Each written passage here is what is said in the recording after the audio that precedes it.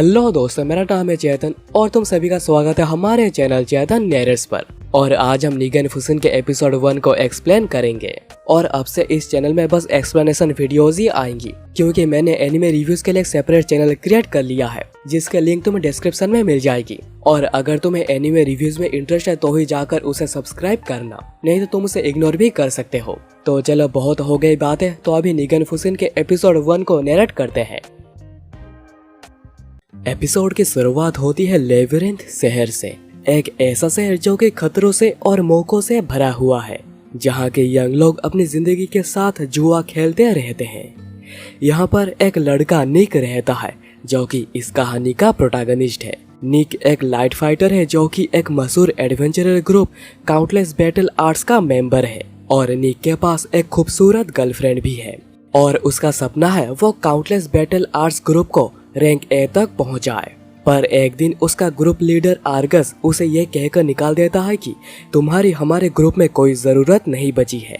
ये सुनकर निक को बहुत ही ज्यादा शौक लगता है, क्योंकि आर्गस उसके लिए एक फादर फिगर है। और जब निक अपनी यह बात अपनी गर्लफ्रेंड क्लोडिना को बताता है तो वो भी उससे ब्रेकअप कर लेती है। पर निक जल्दी ही ये सारे गम भुलाकर आगाते का दीवाना हो जाता है, जो कि एक जैपनीज आइडल है। पर यह होने से पहले और ग्रुप से निकाले जाने के बाद निक एक दिन बारिश में पार्क में अकेला उदास बैठा हुआ था और सोच रहा था कि आखिर क्यों आर्गस ने उसे टीम से निकाला है। और हम लोग उस समय के सीन को देखते हैं, जब निक आर्गस से किसी गारजो के बारे में बात कर रहा था, जिसने पैसे लिए हैं लौंडियाबाजी करने के लिए। पर आर्गस गारजो के बातों को पूरा अनदेखा कर देता है और निक को कहता है कि उसके माइंडसेट एक एडवेंचरर के लिए सूटेड नहीं है। और आर्गस ये भी बताता है कि निक जब छोटा था तब से ही आर्गस ने उसे पाल पोस कर बड़ा किया है। पर अब निक काफी बड़ी बड़ी बातें करने लगा है, और इसी वजह से ही आर्गस निक को अपने टीम से निकाल रहा है। निक सोच रहा होता है कि आखिर उसके साथ ही ऐसा क्यों हो रहा है, जबकि वो तो आर्गस के दिल से रेस्पेक्ट करता था। तभी उसके पास आइडल अगाते आती है, पर तभी निक अगाते को नहीं जानता था। अगाते आकर निक को अपने कॉन्सर्ट की एक टिकट देती है, क्योंकि वो इस इंडस्ट्री में नहीं है और उसे यहाँ पर कोई भी नहीं जानता, तो उसे ऐसे अपने टिकट्स लोगों को देकर अपने कॉन्सर्ट में बुलाना पड़ता है। तभी तो निक को ज्यादा कुछ समझ में नहीं आया था और ना ही वो कॉन्सर्ट में जाना चाहता था। पर क्योंकि उसके पास करने के लिए कुछ नहीं बचा था, तो वो कॉन्सर्ट देखने चला जाता है। पर निक जैसे ही कॉन्सर्ट में जाता है, वो आगते का दीवाना हो जाता है और उनके बहुत सारे मर्चेंडाइज खरीद कर ले आता है, जिस वजह से उसके पास अभी जो थोड़े पैसे बचे हुए थे वो भी खत्म होने को आ चुके हैं। तो उसे समझ में आता है कि उसे अभी जाकर पैसे कमाने होंगे, ताकि वो अपने इस आइडल के शौक को पूरा कर सके और उनके और भी ज्यादा मर्चेंडाइज खरीद पाए। इसलिए अगले दिन निक पहुंच जाता है मीटिंग प्लेस पर, जहाँ पर एडवेंचर्स आते रहते हैं।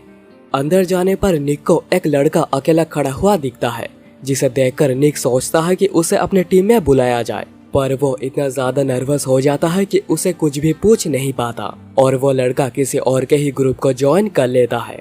और पूरे दिन कोशिश करने के बाद भी निक किसी से भी कुछ पूछ नहीं पाता। और शाम को इसे फ्रस्ट्रेशन में निक एक बार में पहुंच जाता है। निक यहाँ पर आकर देखता है कि सभी लोग यहाँ पर बहुत ही ज्यादा मौज मस्ती कर रहे हैं, पर निक यहाँ पर पूरा उदास बैठा हुआ था और वो सोच रहा था कि शायद वो दोबारा फिर से कभी हंस नहीं पाएगा। निक ये सब सोच रहा था कि उसका टेबल पर 3 और लोग आकर बैठते हैं, क्योंकि आज यहाँ पर बहुत ही ज्यादा रश है और कोई टेबल खाली नहीं बची है। निक उन्हें देखकर पहली बार को सोचता है कि उन्हें अपने टीम में लिया जाए, पर उसे लगता है कि नहीं, ऐसा नहीं हो सकता। तभी एक आदमी आकर उन तीनों में से एक लड़की टियाना को छेड़ने की कोशिश करता है, पर टियाना उसे इस नजर से देखती है कि वो डर कर भाग जाता है। निक वहीं पर टियाना के पहनाव, उसके एक्सेसरीज को देखकर समझ आता है कि टियाना किसी बड़े खानदान की बेटी है। पर वो ये भी सोचता है कि आखिर उस जैसी कोई लड़की इस जगह पर क्या कर रही है। और निक के दिमाग में एक बार को टियाना के असासिन होने का ख्याल भी आता है।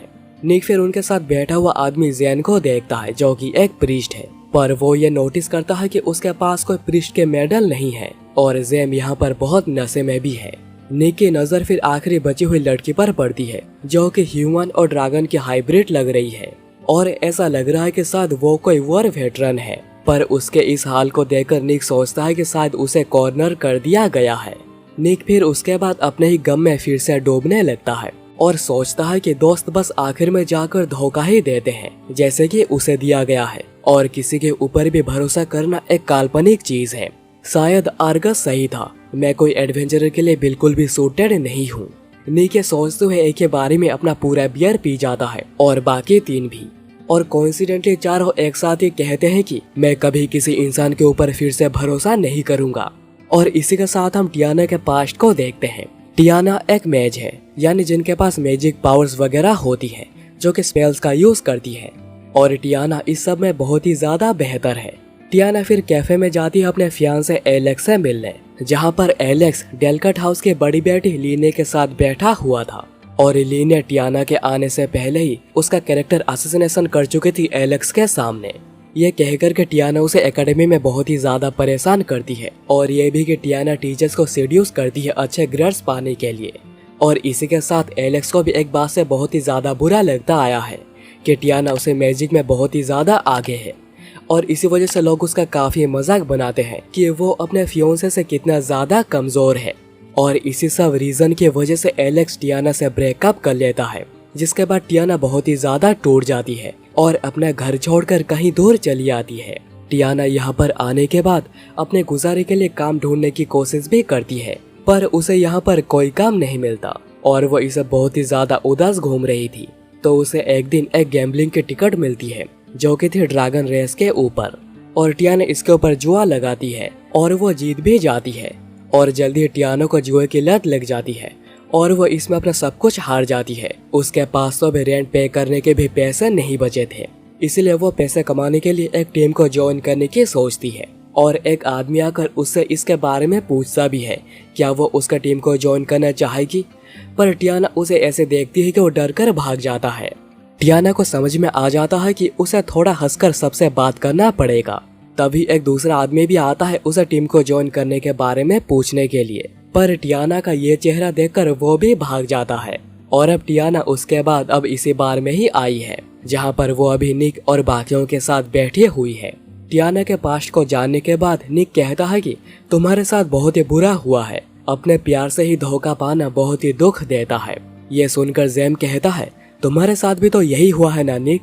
तो ये सुनकर निक कहता है कि लगता है कि यहाँ पर कोई मुंह तोड़ जवाब देने के मूड पर है। और उसके बाद जेम अपनी कहानी बताना शुरू करता है।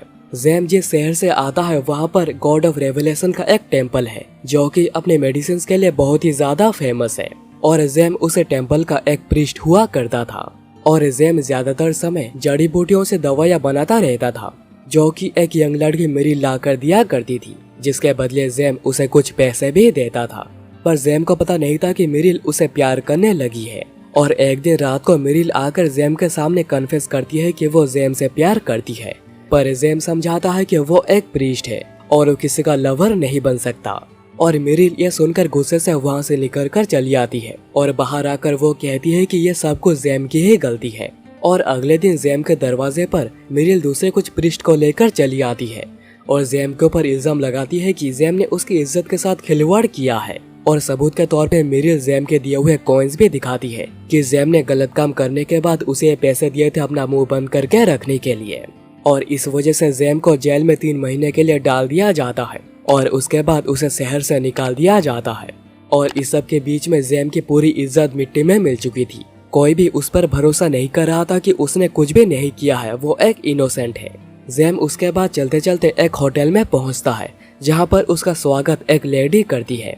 और जेम नोटिस करता है कि उस लेडी के कमर में दर्द है, इसलिए वो वहीं पर रात को ही रुकता है उनका ट्रीटमेंट के लिए। और रात को ट्रीटमेंट करने के साथ ही साथ कुछ और भी हो जाता है। और अगले दिन वो लेडी जेम को सुझाव देती है कि उसे लेबिरिन शहर जाकर एक एडवेंचरर बनना चाहिए, जहां पर उसके दोस्त बनेंगे, उससे कोई प्यार भी करेगी, और कभी कभी उसे प्यार के आगे भी कुछ करने का मौका मिलेगा।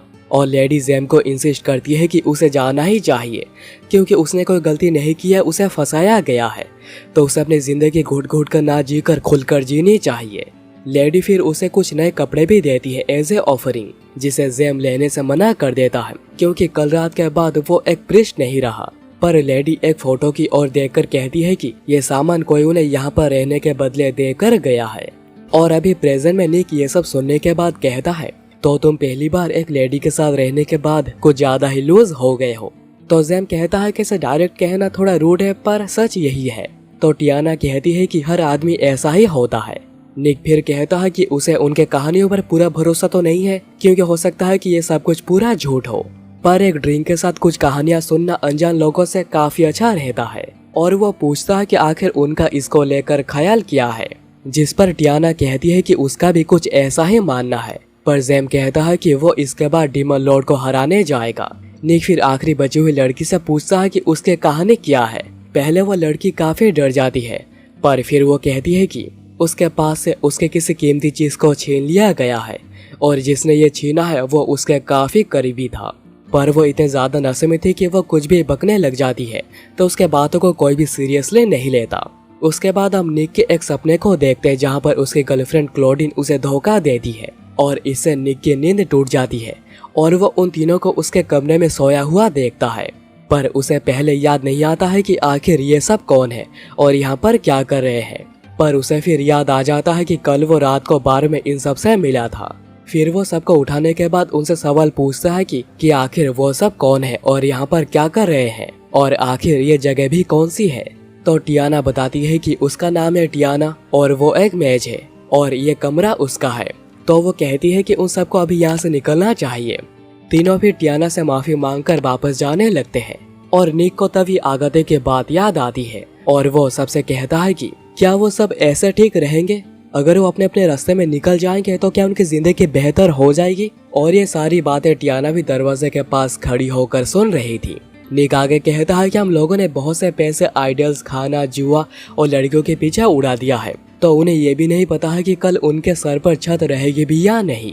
उन्हें तो ये भी नहीं पता है कि उन्हें जो पसंद है, वो जो काम करना चाहते हैं, वो उस काम को और कभी कर भी पाएंगे या नहीं।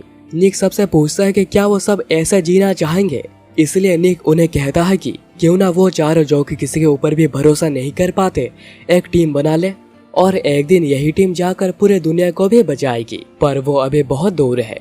और निगन फुसिन का पहला एपिसोड यहीं पर ही खत्म हो जाती है।